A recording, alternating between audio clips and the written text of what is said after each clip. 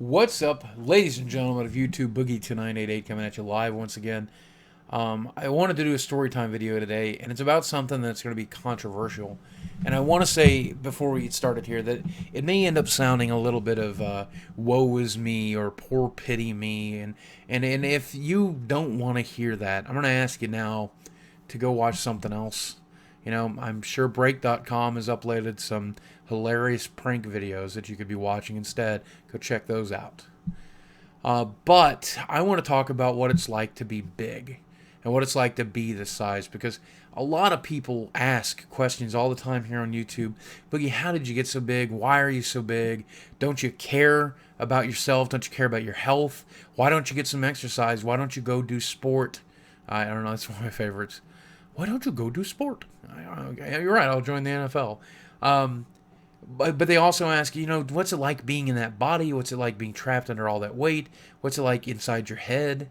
And I want to answer those questions today while I have your attention. So if that sounds like something you'd be interested in, please stick around. A little bit about me first. I've been big the entirety of my life. I was in fourth grade. I weighed about 50 pounds more than the other second biggest kid in class. When I graduated high school, I was about 350 pounds. And throughout my entire adulthood, I just gained and gained and gained and gained. And only recently, in the past July, August, September, October, 4.5 months, have I been losing weight for the first time in my life. And I've lost about 40, I think it's 43 pounds. In fact, I can tell you right now.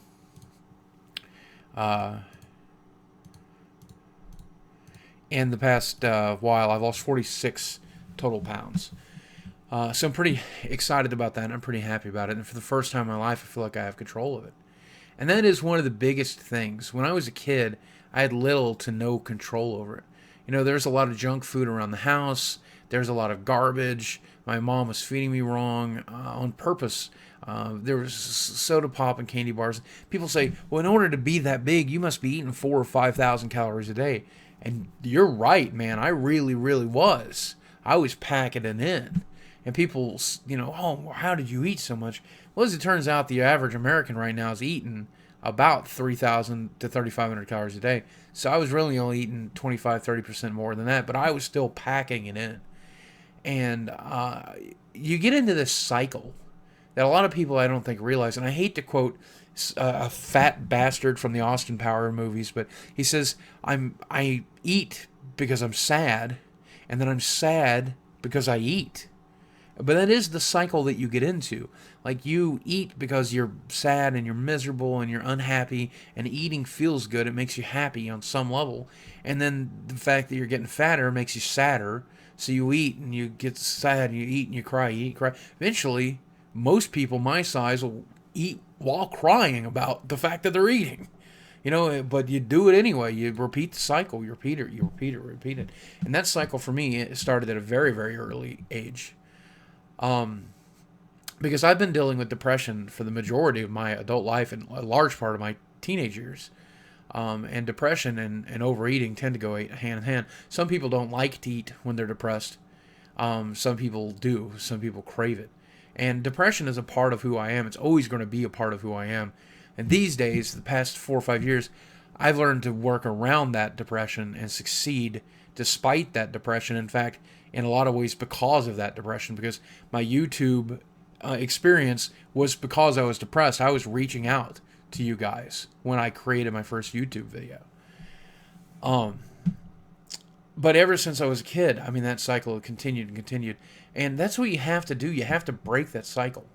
You've got to find the reason to break it and the way to break it and to convince your brain that this isn't what I want to do anymore. This isn't right. And that's, a lot of people apply fat, or, you know, along with fat, they apply stupid or lazy with no willpower. But if you see a fat guy at the grocery store, out at a restaurant, or you got a fat coworker, this is a fat kid in college, that dude has some crazy good willpower, maybe more than you, because he's waking up at the beginning of that day knowing he's going to be made fun of, knowing it's going to be hard for him, his feet are going to hurt, he's going to sweat, he's going to be miserable all day, but he's doing those things every day to try to achieve, to try to make his life better, you know. You think, well, you're weak-willed. No, that takes an incredible will to fight, to go to work, to try to live your life, even when you're miserable in here and your body is painful and shitty. Yeah, man, that guy's superhuman. You can't call that person weak. And to try to break an addiction cycle like that, that's not easy, man. That's not easy at all. That strength is beyond superhuman.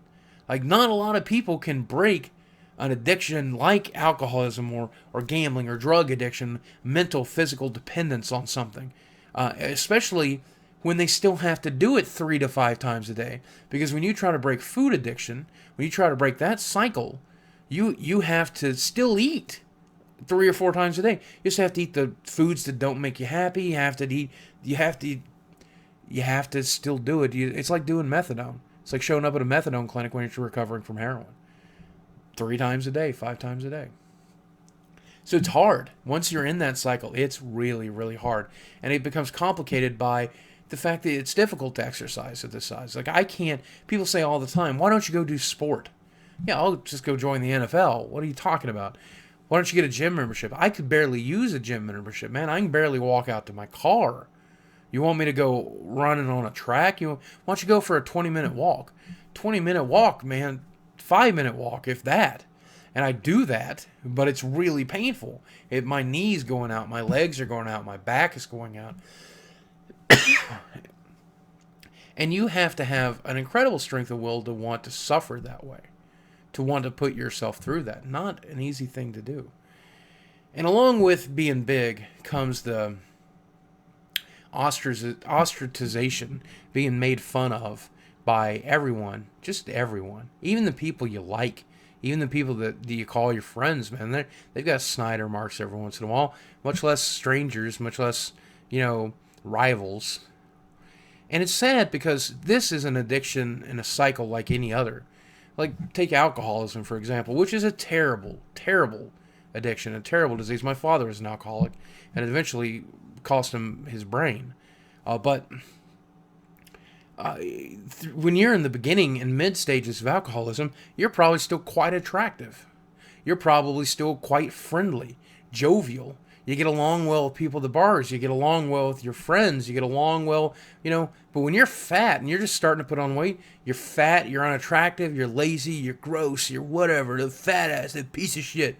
And man, all that, even when I was a kid, they called me thunder thighs and bubble butt and fatty 4 eyes. And when I'd walk down the hall, they'd go, boom, baba, boom, baba. And, they called me Jabba the Hutt. And I know you guys see me make fun of that these days because it doesn't bother me anymore. But then, man, that was hurtful. Shit, I liked Star Wars up until they started calling me Jabba the Hutt. Then it, really bothered me. But excuse my coughs. I apologize for that. Bit of a sore throat today. But that feeds into the cycle, man. You're like, man, why even try? Why even fight it? You know what feels good right now is a Reese's cup. You know what feels good right now is a Pepsi. I'm going to go eat garbage. I'm going to go fuck it. I'm not going to impress anybody. And a lot of people that are overweight also have a lot of health issues. I still have my asthma. I still get frequent infections and frequent coughs. I've got the diabetes. I've got the busted knee. I've got the bad back. All those things make it very difficult to exercise. And I'm doing it anyway, to the best of my ability. But when I was a kid, I couldn't exercise like that. I walked back and forth to the bus stop, and that was killing me. I tried marching band, and I couldn't even carry my instruments. They had to put me in the drum pit. I tried playing football, but I couldn't be on the field for very long. My body has always been a train wreck with the asthma, with the allergies, with all that stuff holding me back. And that makes it even harder. As you develop health issues, it makes it even harder to lose it, even more difficult. And I'm doing it now. I'm proud of myself for doing it.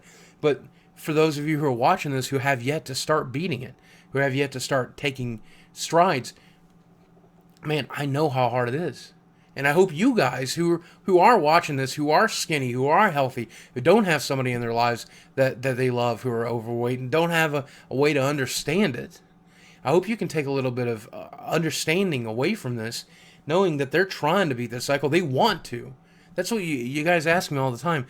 Aren't you concerned about your health? Of course I'm concerned about my health. I'm scared shitless. Aren't you scared of dying? Of course I'm scared of dying. I don't want to die. I don't want to have health issues. I don't want to have a heart attack.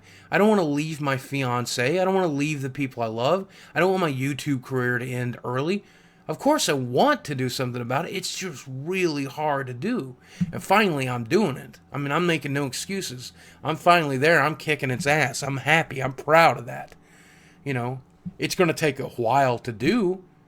I'd like to lose 100 pounds in the next year, but that's incredible because it took a lot longer to put it on than a year. So I expect it to be a lot longer. I don't get to be on Biggest Loser. I don't get to be the guy who lives on a farm for 3 months and does nothing but exercise all day, every day while getting paid to do it. You know, I gotta be here. I gotta live my life. I gotta do what I'm doing. But that said, and even if I was on that show, I couldn't keep up. That's why I'll never be on the show, because I don't have the superhuman body that some of these people have. These young, and sometimes older, but still very, very fit people who have the capacity to just kick ass. I can't swim for 8 hours a day. I probably couldn't swim for 20 minutes. But the reality of it is, if you see someone who's overweight, you need to understand that they're in a deadly cycle, one in which they hate themselves.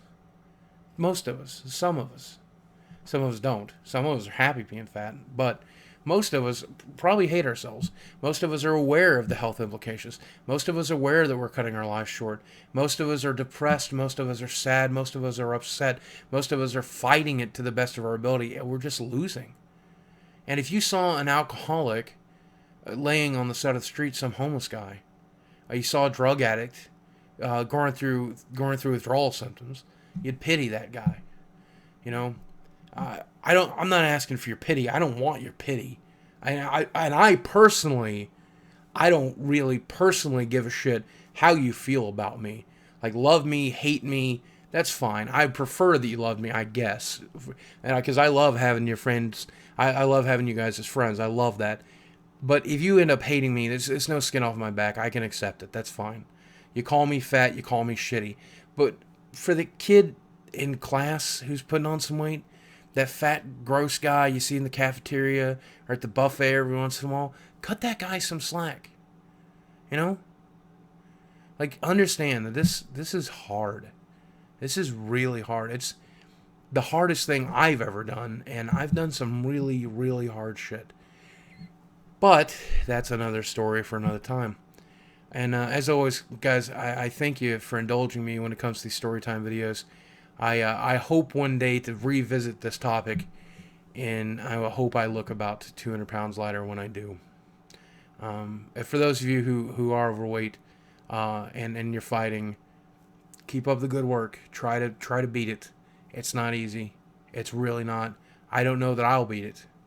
But if we fail, we'll die fighting like fucking warriors, right?